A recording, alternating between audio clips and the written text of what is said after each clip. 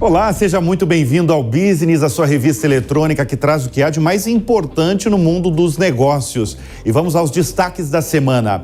O temor do superaquecimento, a Apple lança uma atualização para corrigir o problema dos novos iPhones. Ozempic nas alturas, medicamento utilizado para emagrecer, pode render uma economia de até 80 milhões de dólares para as companhias aéreas. O domínio dos elétricos, montadora chinesa BYD pretende chegar a 200 concessionárias no Brasil até o fim do ano que vem. E a Meta deve lançar em breve um serviço de cobrança para as redes sociais Facebook e Instagram sem anúncios. E eu sou Bruno Meyer e o Business está no ar.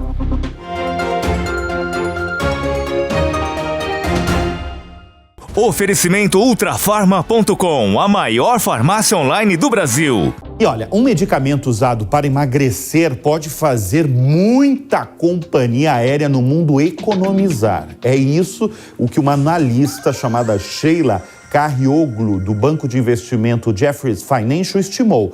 Em um relatório, essa instituição afirma que medicamentos para emagrecimento que têm crescido exponencialmente as vendas no mundo podem fazer com que uma companhia, como é o caso da United Airlines nos Estados Unidos, possa economizar 80 milhões de dólares por ano. Isso se o peso médio dos passageiros diminuir em 4,5 kg. Deixa eu explicar esse relatório. O relatório tem um medicamento no centro dessa análise, que é o Ozempic.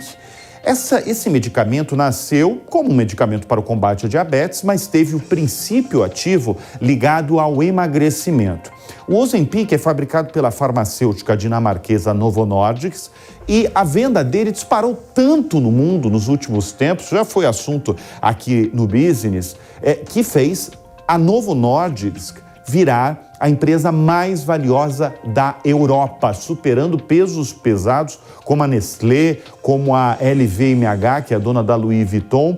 Agora, esse estudo que liga o Ozempic às companhias aéreas é amplo e pode se tornar um aliado aí do setor aéreo, que vive sempre aí numa gangorra de boas e más notícias. A conta dessa análise é basicamente isso. Se o peso médio dos passageiros diminuir mais de 4 quilos, 4,5 kg, a economia de combustível em um ano para uma companhia aérea vai ser enorme, a ponto de chegar a esses 80 milhões de dólares para uma companhia como a United Airlines. Mas para nós fica, então, uma conclusão desse estudo aí desse banco. Quanto mais perdermos peso, mais as companhias aéreas lucram ou vice-versa. E uma das maiores marcas de varejo dos Estados Unidos admitiu que tem sido impactada por produtos como o Ozempic. Acabamos de falar desse relatório, né? É a rede Walmart, que constatou uma ligeira queda na cesta de consumo dos clientes. A empresa consegue cruzar, né? Ela tem uma tecnologia tremenda, essas empresas aí de varejo. Ela consegue cruzar dados anônimos de consumidores que também compram medicamentos com a finalidade de redução de peso nas suas lojas. Segundo John Furner, que é o diretor executivo do Walmart nos Estados Unidos, ele disse o seguinte: definitivamente vemos uma ligeira mudança em comparação com a população em geral, vemos uma ligeira retração na cesta geral. Menos unidades, um pouco menos de calorias. E um número cada vez maior de CEOs está falando abertamente sobre como esses populares medicamentos para perda de peso podem mudar os negócios. Na última semana, o CEO da fabricante de biscoitos, aqueles Pringles, né? Ele disse o seguinte, disse que a empresa está estudando o impacto potencial desses medicamentos sobre os comportamentos alimentares, ou seja, se esse Ozempic aí, esse medicamento realmente está causando no mundo dos negócios mesmo, mas é importante a gente sempre deixar claro que para o uso é super recomendado ter uma consulta antes com o seu médico. E atenção, porque agora tem informação importante para quem compra remédio com frequência e principalmente para quem precisa de medicamento de uso contínuo. Amanhã é dia 8 e o Brasil inteiro já sabe que dia 8 é dia de medicamento barato na Ultrafarma. Por isso está todo mundo convidado para acessar o site ultrafarma.com ou ir em uma das lojas Ultrafarma e aproveitar as ofertas incríveis de medicamentos que só se vê no dia 8. O dia 8 na Ultrafarma é tão barato que a concorrência simplesmente não consegue fazer igual. Nenhuma outra farmácia consegue vender tão barato. Por isso, não deixe de aproveitar. De hoje para amanhã, exatamente à meia-noite, já começa a rodar o reloginho. Serão 24 horas de medicamentos com preços incrivelmente baixos. Quem já acessou sabe muito bem do que eu estou falando. Dia 8, dia do medicamento barato na Ultrafarma. Aproveite, você nunca viu nada igual. A Netflix planeja aumentar, atenção, os preços dos pacotes de assinaturas sem anúncios nos meses seguintes ao fim da greve dos atores de Hollywood, de acordo com The Wall Street Journal. Os reajustes vão acontecer em vários mercados, mas vão começar e sempre começa nos Estados Unidos e no Canadá. Ainda não sabe o valor aí desse aumento ou quando exatamente ele será implementado. A Netflix planeja esperar o fim da paralisação dos atores de Hollywood, porque também teve a paralisação dos roteiristas, mas tem essa dos atores que dura desde julho. Então ela está esperando isso antes de anunciar os reajustes para evitar que isso seja utilizado, claro, na mesa de negociações. A Netflix foi uma das poucas empresas que não aumentou preços das assinaturas no último ano, tentando implementar outras medidas, como o fim do compartilhamento de senhas e também novos pacotes de assinaturas com anúncios para impulsionar aí as receitas. O Sindicato dos Atores de Hollywood oficializou a paralisação em 13 de julho, após semanas de negociações com os estúdios. Entre as demandas dos intérpretes estão novas regras sobre o pagamento de residuais, que é a quantia que os atores recebem pela reprodução na TV e no streaming, além de proteções contra o uso de inteligência artificial. A greve de roteiristas de Hollywood chegou ao fim na semana passada. E a Apple lançou uma atualização de software para resolver um problemaço aí de superaquecimento que afetou compradores da cobiçada linha iPhone 15 Pro, que a gente inclusive falou aqui no Business, né? E se você já comprou essa novidade, está pensando em adquirir um novo modelo, pode ficar despreocupado, pelo menos é o que garante a companhia. A atualização é chamada iOS 17.0.3, está disponível na seção de atualização de software do aplicativo de configurações do iPhone. De acordo com uma análise feita pelo Wall Street Journal, foi observado que o iPhone 15 Pro Max atingiu temperaturas de 41 graus durante o carregamento. Testes posteriores revelaram que a temperatura do aparelho poderia subir ainda mais, chegando a 44 graus, quando estava carregando e executando aí atividades intensivas em processamento como jogos. E para saber mais sobre isso, nada como um especialista em iPhone, a gente conversa agora com o Felipe Becker, do canal Bitec, que é de tecnologia, ele analisa aí os novos produtos. Felipe, seja bem-vindo ao Business. Eu sei que você teve há pouquíssimos dias nos Estados Unidos, adquiriu inclusive um novo iPhone 15. Quero saber aí o que você achou e principalmente aí se teve um superaquecimento no seu novo aparelho. Oi, Bruno, tudo bem? Obrigado pelo convite. E sim, todo lançamento da Apple a gente tem alguma polêmica, né? Eu estou aqui com o iPhone 15 Pro Max, fui lá acompanhar o lançamento, já estou com ele em mãos. Eu não cheguei a ter esse problema de superaquecimento, mas tive amigos que tiveram tanto no iPhone 15 quanto no iPhone 14. Mas agora a Apple diz que já fez essa correção, né? Então vamos continuar observando, porque é muita variável que pode dar esse tipo de problema no celular. Então não dá para apontar um culpado. O tempo vai dizer se é um problema do projeto do aparelho ou se realmente foi alguma coisa aí de software que não bateu muito bem. Desses amigos que você teve contato, que teve esse problema de superaquecimento, É quando estava carregando mesmo, que ele superaquecia, porque, de acordo com as informações aí do The Wall Street Journal, pode chegar a 44 graus, né? E assim, é uma notícia realmente que para a Apple é um problemaço, né? Imagina você lançar a mina de ouro da empresa mais valiosa do planeta e você, de cara, na semana de estreia, na semana de lançamento, você ter uma notícia que muitos dos aparelhos estão superaquecendo. É um problemaço, né, Felipe? Sim, é uma dor de cabeça grande, porque é o carro-chefe um dos carros-chefes da Apple, né? Eu tive amigos que tiveram problema quando estavam usando o Instagram, por exemplo, que era um dos aplicativos relatados que gerava, né, esse superaquecimento. O Uber era um outro aplicativo que estava gerando esse superaquecimento também. Agora, em carregamento, eu não cheguei a ter conhecimento de pessoas próximas que adquiriram o iPhone que tiveram esse problema. Mas quando a gente começa a ter muito relato, fica claro que realmente algo está acontecendo, né?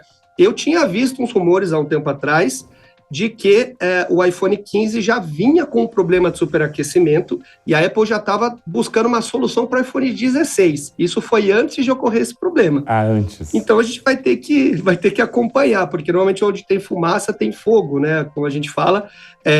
Eu não tive problema, mas o tempo vai dizer isso melhor. A Apple claramente vai apontar que é um problema de software, não de hardware, mas se isso continuar acontecendo, vai ficar claro que é um problema, sim, do próprio sistema, né? Da própria parte física do aparelho. Agora, olha só, Felipe, achei muito curioso uma notícia que saiu essa semana e que, claro, impactou aí mercado financeiro. Você certamente soube dessa notícia porque você acompanha com lupa o mercado de tecnologia. Porque o Tim Cook, poderoso Tim Cook, CEO da Apple, vendeu parte das ações da empresa, somando um valor, presta atenção, de 41 milhões de dólares. Foi a maior venda dele em mais de 2 anos, em um momento em que os papéis da empresa mais valiosa do mundo estão em queda. O Tim Cook vendeu esse cara aqui, esse sujeito aqui, o executivo da empresa, o cara que está por trás aí da Apple. Tim Cook vendeu 511 mil ações, mas ele ainda possui mais de 3 milhões de ações na empresa, com sede em Cupertino, na Califórnia, onde trabalha há mais de 20 anos. Os papéis da Apple atingiram uma máxima histórica em julho deste ano, mas de lá para cá já caíram mais de 12%. A venda de ações ocorre depois que Cook sofreu aí um raro corte salarial de cerca mais ou menos aí de uns 40%. É isso mesmo que você ouviu. Ainda assim, o chefão da Apple vai receber um total de 49 milhões de dólares em 2023. Eu vou chamar novamente meu parceiro, o Felipe.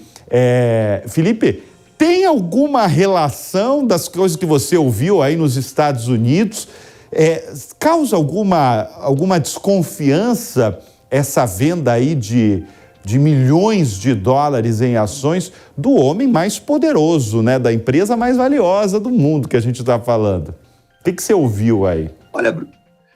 Olha, é difícil dizer, né? Porque a gente não sabe se ele pode estar comprando uma casa nova, tá renovando os móveis, fazendo alguma coisa, mas é claro que chama a atenção, a gente vê um grande executivo, né, se desfazer das ações, mas a Apple é uma empresa que ela é muito... Se a gente olhar, ela foi uma das primeiras empresas que se tornou-se trilionária no mundo e ela traz muito valor agregado para os usuários dela. Então, eu não vejo como um grande problema, pode ser alguma movimentação própria mesmo dele, né? Mas o que eu observei lá nos Estados Unidos, que me chamou um pouco a atenção, eu fui para Washington acompanhar o lançamento e eu achei a loja um pouco vazia. Eu não esperava...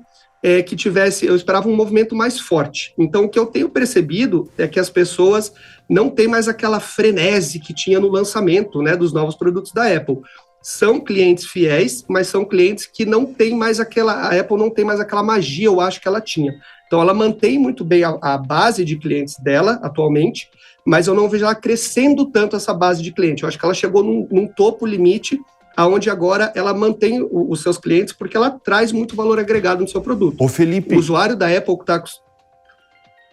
Não, desculpa te interromper, mas é justamente falando desse assunto que você acaba de falar, porque você esteve na semana do lançamento nos Estados Unidos, né? Você está relatando aí uma situação que você viveu em Washington.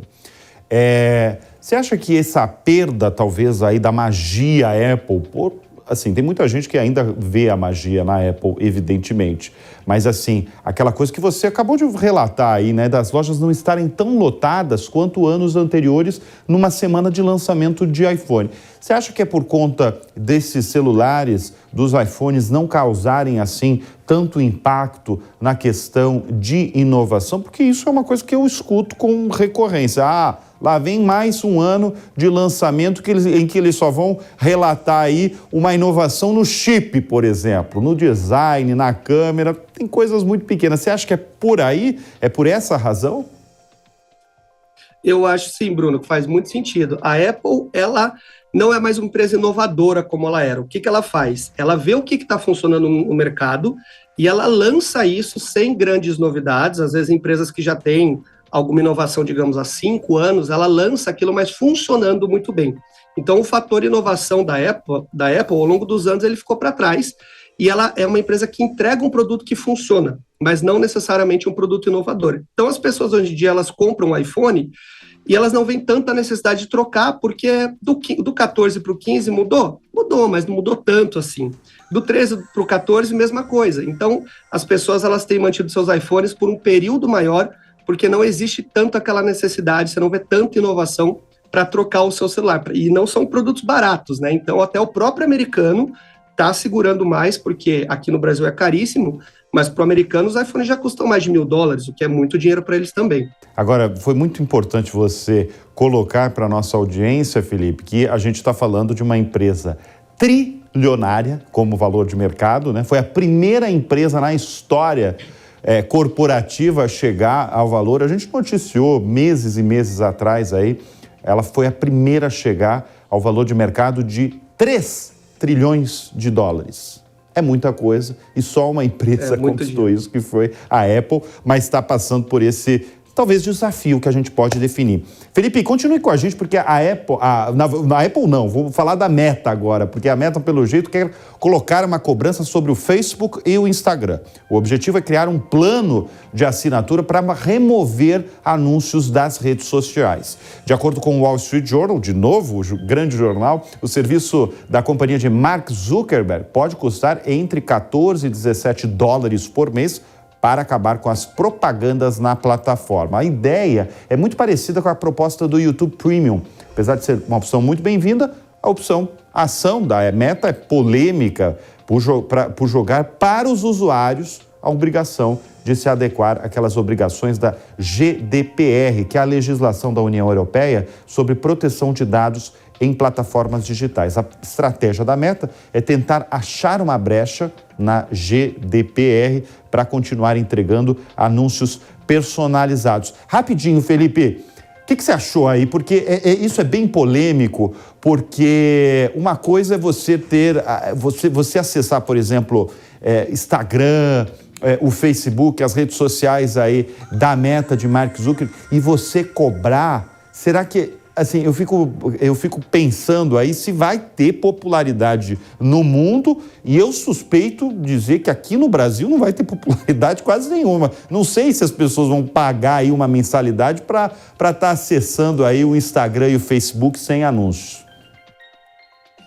Olha, como você tinha dito, né, Bruno, o próprio YouTube já faz isso e tem funcionado muito bem, mas o YouTube ele oferece outros serviços quando você pega essa assinatura. Você economiza muito tempo realmente nas propagandas para ver os vídeos, e são vídeos que são produzidos por outras pessoas que não o Google, então o Google acaba ganhando dinheiro, né, em cima de outros produtores, mas ele divide esse valor, você tem a monetização, mas ele oferece também o YouTube Music, ele tem outros serviços agregados. Eu acho que as pessoas veem o YouTube com mais valor do que um Facebook, por exemplo. Então, você pagar o Facebook para não ter propaganda, eu acho que vai ser difícil o público aceitar, porque é um valor agregado diferente para quem usa. Felipe Becker, do canal Bitec, prazer aí falar de tantos assuntos das gigantes de tecnologia, e você que teve há poucos dias nos Estados Unidos, vivenciando aí o que estava rolando lá por algumas cidades, envolvendo a empresa mais valiosa do mundo, a Apple. Obrigado pela participação aqui no Business. Atenção, a Tesla apresentou entregas abaixo do esperado no terceiro trimestre de 2023, com uma queda relevante na comparação com os números recordes vistos no período anterior. Eu tenho os dados aqui no nosso telão de como foram essas entregas aí da Tesla, tanto entre julho e setembro deste ano. Entregas é o que ela fez, ela entregou para o mercado dos veículos elétricos aí. Ela entregou nesse período 435 mil veículos elétricos. É uma queda de 7% na comparação com junho, que teve aí uma subida. Mas chamou muito a atenção essa última semana essa queda das entregas dos veículos da Tesla. A previsão dos analistas do mercado financeiro era bem maior, era 461 mil veículos, entregou 435 mil. Agora, é importante chamar a atenção da mina de ouro de Elon Musk que a previsão de entregas em 2023 segue intacta, ou seja, esses próximos meses finais deste ano deve ter uma subida aí, pelo menos na previsão deles, né? A previsão de entrega este ano é de 1.800.000 veículos entregues na fabricante aí de veículos elétricos, e ela diz, a empresa, que ela foi impactada pela manutenção nas fábricas. Esse é o argumento da Tesla. A queda aí que a gente acabou de mostrar vai aumentar preocupações, já aumentou a preocupação dos investidores em torno da estratégia de Elon Musk. Qual que é a estratégia? Desde o início do ano, a empresa reduziu os valores dos carros em 20%, isso no mundo todo, depois de não cumprir as estimativas de Wall Street no ano passado. Essa foi uma tática de Elon Musk para vender mais carros e que surtiu efeito no segundo trimestre deste ano, quando viveu uma situação bem diferente ao divulgar entrega recorde de veículos, superando as estimativas do mercado. Nesse período, a empresa entregou 466 mil veículos só nesse período que eu falei, no segundo trimestre. Agora, falando de fabricante de veículos elétricos, atenção, porque quem deve estar com muita atenção é Elon Musk mesmo, porque a BYD, a montadora chinesa investida aí pela Berkshire Hathaway, de Warren Buffett, o mega investidor, um dos 5 homens mais ricos do planeta, prevê chegar a 200 concessionárias no Brasil até o fim de 2024. Atualmente, há 30 lojas no país e a expectativa é chegar a 100 até dezembro deste ano.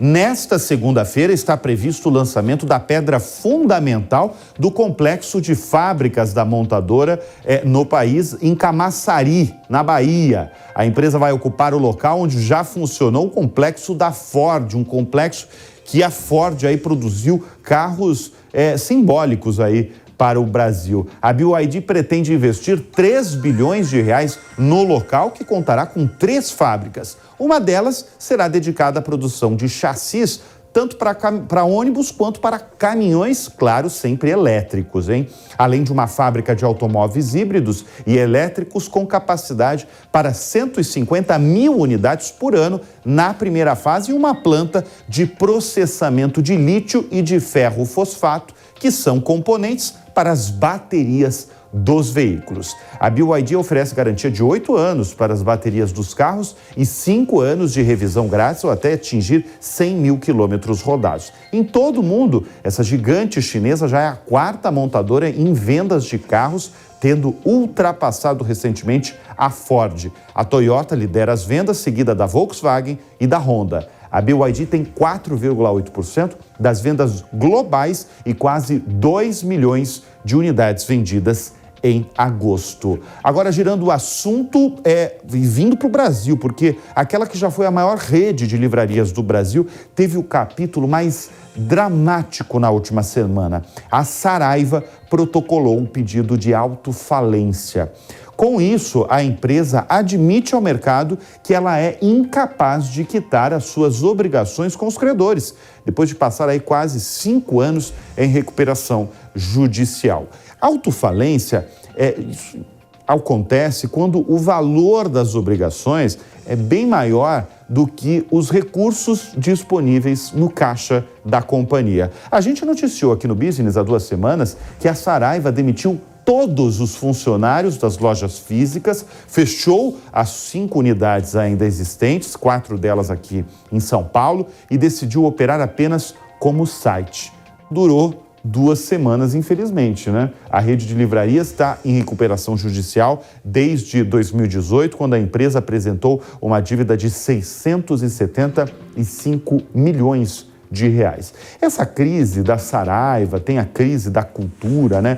Também em recuperação judicial, ela foi causada especialmente num período em que ambas investiram numa política de expansão, com inaugurações de mega lojas em shopping centers pelo país, pagando altíssimos aluguéis. Um período em que as vendas online cresciam em todos os segmentos, incluindo aí o mercado editorial. Ou seja, as pessoas continuaram a comprar livros, mas também continuaram a comprar em outros lugares, não só na livraria física, também compraram por sites, especialmente o da Amazon. E olha, vamos falar de inteligência artificial, porque o CEO do banco JP Morgan fez uma projeção polêmica aí para o futuro da inteligência artificial, mas que certamente vai agradar muita gente. Presta atenção na projeção dele, que ele fala, de acordo com ele, a próxima geração provavelmente vai trabalhar 3 dias e meio por semana. Chega de segunda a sexta ou segunda a sábado, 3 dias e meio. E tem mais, com o uso dessa tecnologia, as pessoas vão viver até os 100 anos e estarão livres do câncer. Diamond, o CEO, afirmou que a inteligência artificial já é usada por milhares de funcionários no banco que ele preside e provavelmente trará melhorias dramáticas na qualidade de vida dos trabalhadores. O JP Morgan, sediado em Nova York, anunciou mais de 3.500 vagas relacionadas à inteligência artificial, de acordo com dados da consultoria Evident. Diamond, inclusive, dedicou uma sessão inteira a essa tecnologia em uma carta aos acionistas este ano, destacando os esforços do JP Morgan, que incluem mais de 300 usos da inteligência artificial já em curso, que ele chama de uma necessidade absoluta. O CEO disse que essa inteligência pode substituir alguns empregos, mas esse sempre foi o que se viu diante de cada avanço. Segundo ele, junto das novas tecnologias, surgem também outras necessidades e, por consequência, novos empregos. E o Spotify decidiu entrar em um mercado promissor, em franca expansão. O aplicativo de música anunciou 15 horas de audiobooks por mês como parte do serviço de streaming para assinantes premium. Isso, por enquanto, na Grã-Bretanha e também na Austrália. A partir de dezembro, a oferta será ampliada para assinantes dos Estados Unidos. Essa expansão do Spotify para os livros, a gente acabou de falar, né, da Saraiva aí, tem o potencial de abalar o cenário do varejo do audiobooks, um segmento aí de rápida expansão que há muito tempo é dominado pela Amazon. Ela que domina esse cenário aí do audiobook quando você escuta um livro. Está fazendo uma caminhada, está no carro, está fazendo academia e está escutando tudo pelo ouvido. Aliás, esse é o mercado que mais interessa nesse momento. O Daniel Ek, que comanda essa divisão na gigante de varejo. Ter livros no Spotify poderia ajudar as editoras a atingir um novo e vasto público. O aplicativo tem as ferramentas para recomendar audiolivros relevantes para ouvintes de podcasts, por exemplo, interessados aí em determinados assuntos, e também promover títulos de áudio. Um audiobook médio dura de mais ou menos aí de 7 a 10 horas, segundo o próprio Spotify, o que significa que os assinantes podem ouvir cerca de 1,5 livro por mês. Os usuários podem adquirir 10 horas adicionais por $11 por mês nos Estados Unidos e 10 euros no Reino Unido. E olha, vou falar de luxo, né? Porque o business fala com muita frequência, porque eu sei que a gente sabe que vocês gostam desse assunto. O grupo Marriott, uma das maiores empresas de hotelaria do mundo, acaba de intensificar os investimentos nos chamados cruzeiros de luxo. A empresa, já amplamente conhecida pela enorme rede de hotéis, agora planeja turbinar a frota de navios, de 3 para 10. Isso inclui também os super iates. Quem afirmou isso foi o CEO da divisão Ritz-Carlton Yacht Collection. Nas palavras de Jim Murren, será uma grande frota de resorts exclusivos em alto mar. Para essa primeira fase, ele buscou 400 milhões de dólares junto ao Citigroup. E a empresa tem um argumento convincente aí, mostra na prática que o mercado de fato é promissor. Um dos iates da companhia esgotou rapidamente os passeios pelo mar Mediterrâneo no verão europeu, com os preços médios aí de $1.500 por pessoa ao dia. O Marriott também planeja que tanto navios quanto iates passem a utilizar combustível sustentável no futuro. E com essas imagens aí do super iate, dos cruzeiros de luxo que vão ter aí a frota triplicada, eu encerro o business dessa semana, vai ficando por aqui. Eu sempre agradeço, claro, a sua audiência, a sua companhia e lembro ao você, nosso fiel espectador, que o nosso encontro é aos sábados, às 3 da tarde. Tem uma reprise também às 10h30 da noite. Tenha um ótimo fim de semana e lembrando, sempre bons negócios no radar.